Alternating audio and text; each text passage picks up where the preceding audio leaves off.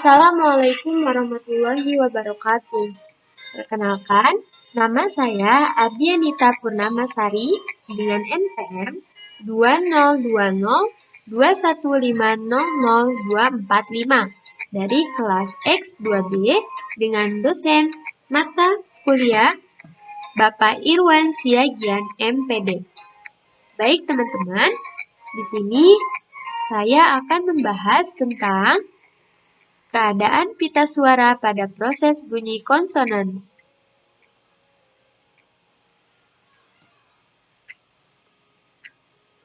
Bunyi bahasa. Sebelum saya lanjut, apakah teman-teman sudah mengetahui apa itu bunyi bahasa? Nah, di sini saya akan menjelaskan bunyi bahasa menurut Marsono, yaitu bunyi yang merupakan perwujudan dari setiap bahasa yang dihasilkan oleh alat ucap manusia yang berperan sebagai sarana komunikasi.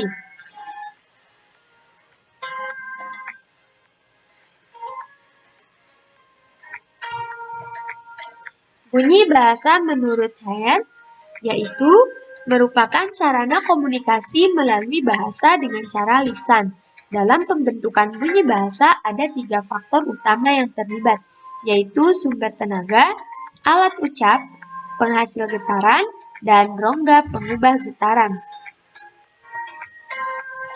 Sumber energi utama dalam hal terjadinya bunyi adalah pengucapan. Semua orang pasti memiliki kemampuan dalam berucap dan bertutur. Kemampuan bertutur ini diperoleh secara berjenjang, sesuai dengan tingkat usia yaitu sejak bayi, anak-anak, remaja, dan dewasa.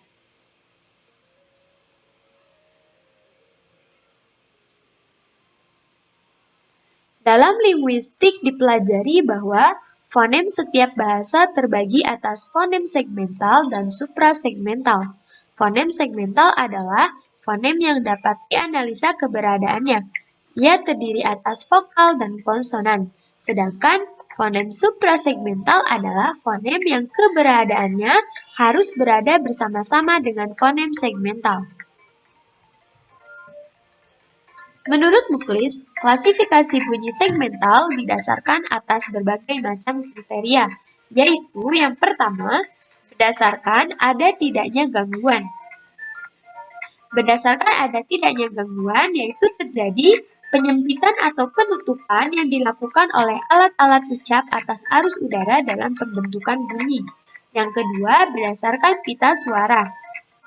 Dilihat dari bergetar tidaknya pita suara, ketika bunyi dihasilkan, bunyi dapat dikelompokkan menjadi 2, yaitu bunyi mati dan bunyi hidup, atau bunyi bersuara dan bunyi tak bersuara.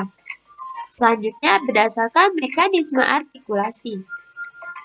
Mekanisme artikulasi pada bunyi dapat dilihat dari bunyi laminopalatal, yaitu bunyi yang dihasilkan oleh keterlibatan tengah lidah atau lamina, dan langit-langit keras atau palatum.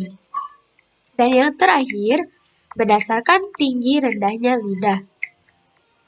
Bunyi dapat dilihat agak tinggi di mana bunyi yang dihasilkan dengan cara posisi lidah meninggi sehingga agak mendekati langit-langit keras, dengan cara rahang atas agak merapat ke rahang atas, misalnya pada bunyi O.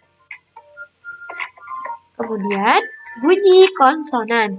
Apa sih bunyi konsonan? Teman-teman, apakah sudah mengetahui bunyi konsonan? Ya, bunyi disebut konsonan apabila terjadinya penghambatan arus udara pada sebagian alat bicara.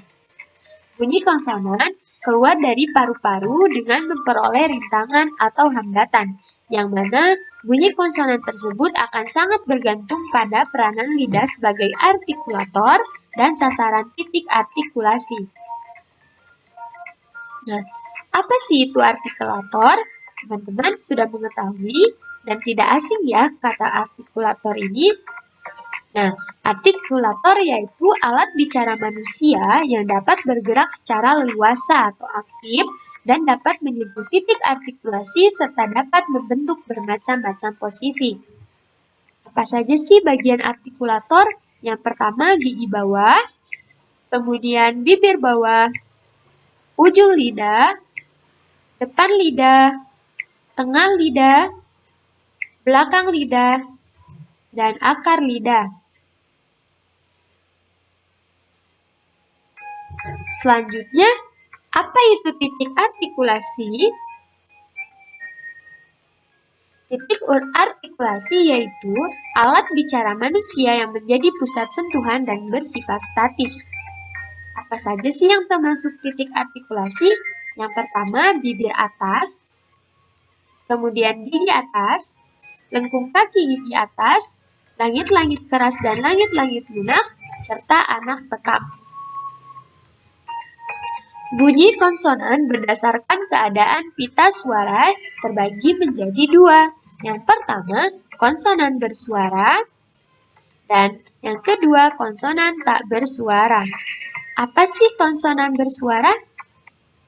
Konsonan bersuara yaitu bunyi yang dihasilkan dengan pita suara dengan gerakan membuka dan menutup secara cepat sehingga bergetar dengan signifikan, seperti bunyi G, B, D, Z, M, N, L, R, dan J. Sedangkan konsonan tak bersuara yaitu bunyi yang dihasilkan dengan pita suara tidak melakukan gerakan membuka menutup sehingga getarannya tidak signifikan, seperti bunyi K, P, T, S, F, H, C, dan W.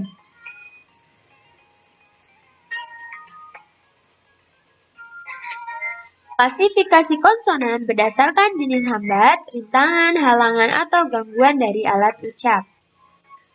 Yang pertama, bilabial hambat. Bunyi konsonan yang dihasilkan dengan menghambat sejenak aluran pernapasan yang keluar dari paru-paru. Kemudian arus udara yang tertahan dikeluarkan secara tiba-tiba dengan cara membuka alat ucap yang menghambatnya.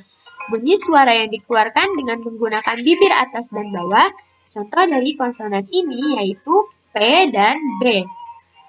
Yang kedua, ada dental alveoral hambat. Dental alveoral hambat yaitu bunyi konsonan yang dihasilkan dengan menghambat sejenak aluran pernapasan yang keluar dari paru-paru. Kemudian arus udara yang tertahan dikeluarkan secara tiba-tiba dengan cara membuka alat ucap yang menghambatnya.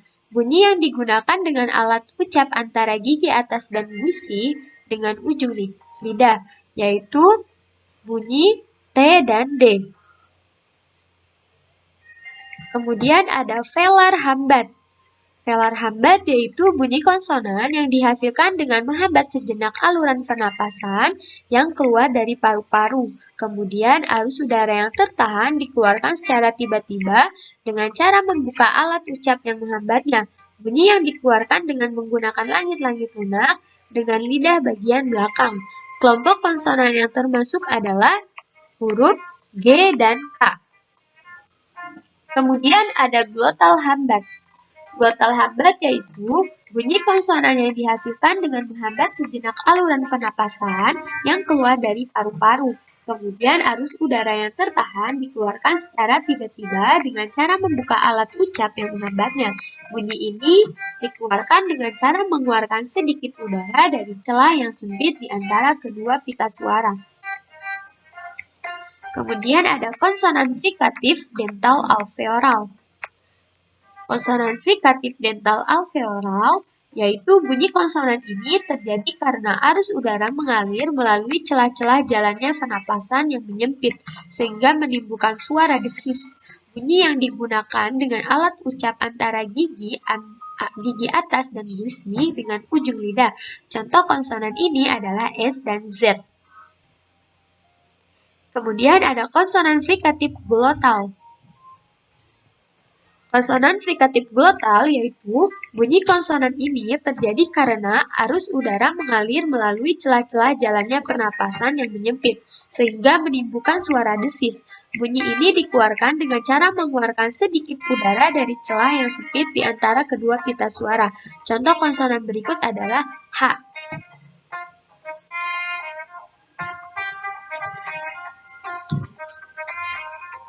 Selanjutnya,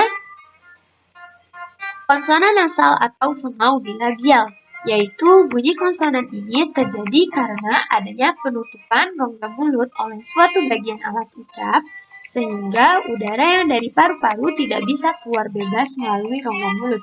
dan arus udara pernapasan ini akan keluar dari rongga hidung. Bunyi suara yang dikeluarkan dengan menggunakan bibir atas dan bawah. Kelompok konsonan ini adalah M.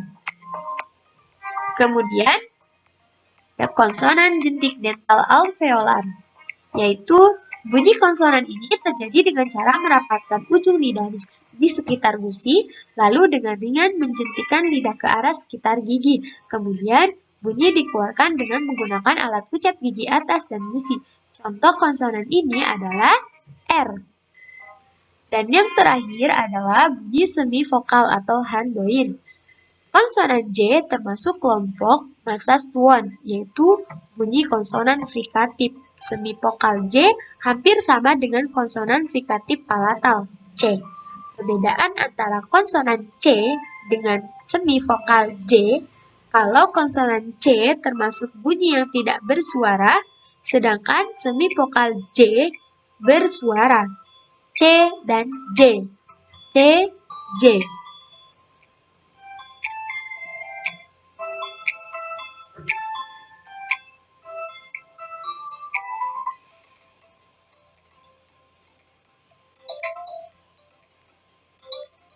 Oke teman-teman, terima kasih atas perhatiannya. Satu pesan dari saya, ketika orang lain meragukanmu, yang harus kamu lakukan adalah percaya pada dirimu sendiri dan buktikan kemampuanmu. Terima kasih, selamat belajar. Assalamualaikum warahmatullahi wabarakatuh.